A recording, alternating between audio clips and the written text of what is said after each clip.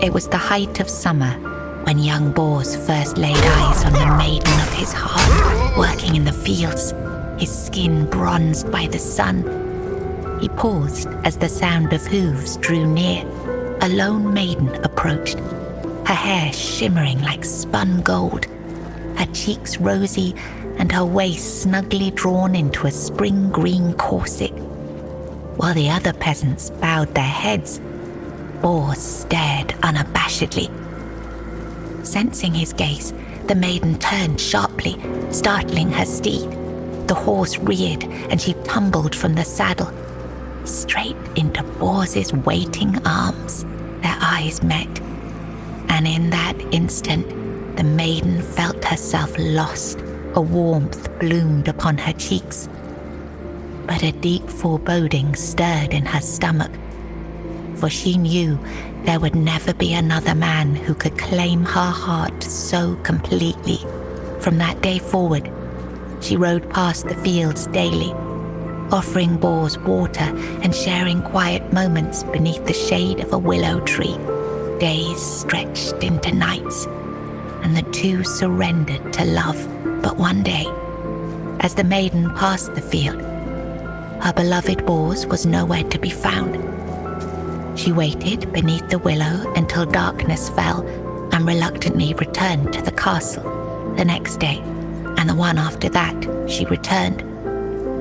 But Bors never did. Summer turned to autumn, and the maiden ceased her rides. She withdrew into the shadowed stillness of her tower, her heart heavy with unending sorrow.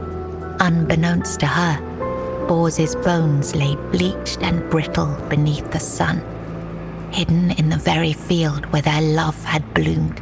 For in Sagramor's kingdom, no crime was graver nor punishment swifter than love.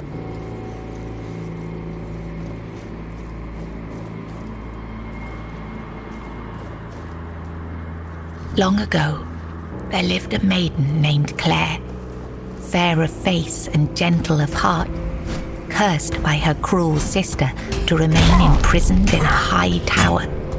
Forbidden to step beyond its walls or look out of the window, she spent her days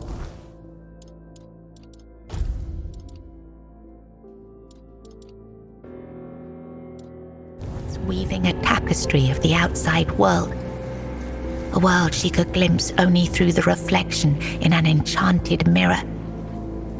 Yet Claire dared not lift her eyes from the loom, for the curse was absolute. If she ever stopped her weaving to gaze out the window herself, the fragile thread of her life would snap. One day, the mirror revealed a grand procession on the road below. Among them rode a knight clad in gleaming silver armor, a sapphire cape following behind him. His warm eyes and copper hair struck Claire's heart with longing. Unable to resist, she rose and stepped toward the window for a glimpse of the gallant knight. The moment she moved, a terrible pain gripped her chest and the mirror shattered. Claire, knowing the curse had claimed her, fled the tower. She reached the road just as the procession passed, grasped the knight's cape, and collapsed. Sir Bors turned a sudden tug, leapt from his horse and caught her. Her breath grew faint, and she whispered, "Do not grieve, for I am glad to have seen you, my knight." With those words, her spirit departed. Sir Bors wept bitterly, for never had he seen a maiden of such beauty and grace. His heart swelled with both joy and despair, for he knew he would never again love another as he loved the fair and cursed maiden, Claire.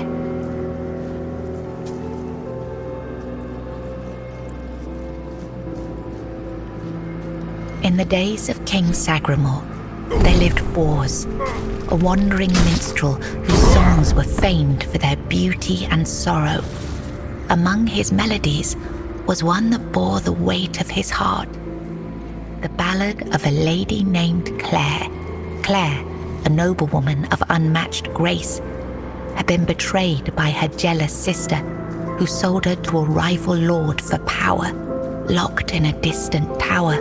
Her pleas for rescue went unheard. But Bors, who had once sung for her in her father's court and fallen deeply in love, learned of her plight and vowed to save her. He journeyed to the castle where she was held and sang beneath its mist-shrouded walls each night, hoping she might hear him. At last, a faint voice joined his song. Claire, her spirit unbroken despite her captivity. Determined, Bors devised a daring plan. Each evening he sang in the castle hall, lulling the court into an enchanted trance. When the moment was right, he slipped away to free Claire. Together they fled through shadowed halls, hearts pounding with hope. But as they reached the forest edge, disaster struck. The alarm was raised, and the guards gave chase. Armed only with his lute, Bors faced the guards to protect Claire. In the struggle, he was struck down, his body falling beside his broken lute. Claire was dragged back to the castle, her heart forever bound to the minstrel who had died for her.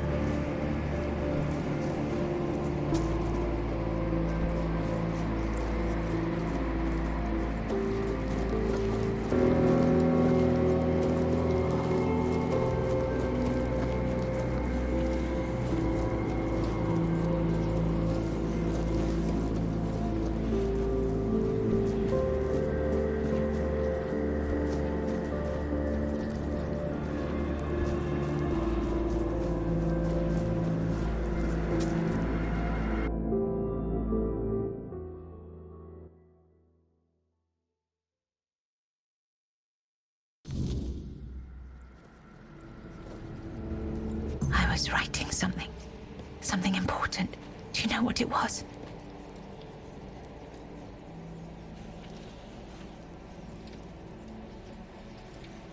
Here, you've read these notes on the stacks of paper. My handwriting. I must have written them, yes. Strange. No, I'm sorry. Yes, Bors, my former lover. I have fond memories of him. Really? Perhaps that was true once. I longed for my own Sagramore. I craved love, true love. A beloved, not a dog. My dearest Bors, I'm sorry. My sister. I have two sisters, one older and another the eldest. She's the caregiver. She nurtures. She helps. She tries. She wanted Sagramore. She wanted the crown. She has everything except love. She does. She holds the power of the men here. She has everything. She has no desire for love. She wants to rule. Love is not necessary. Power is. Fear is. It's at the very top, above all else. To see everything. To hear everything. Enough. She sees all, hears all. Her arms are long. They're everywhere. Go now, go.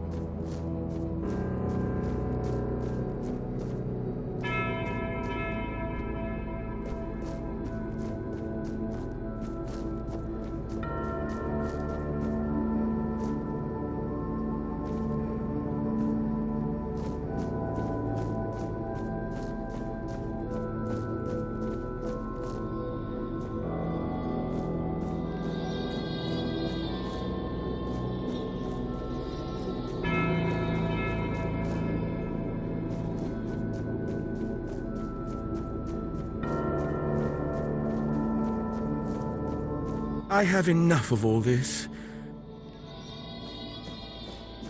She stitched them into her prayers. She prayed.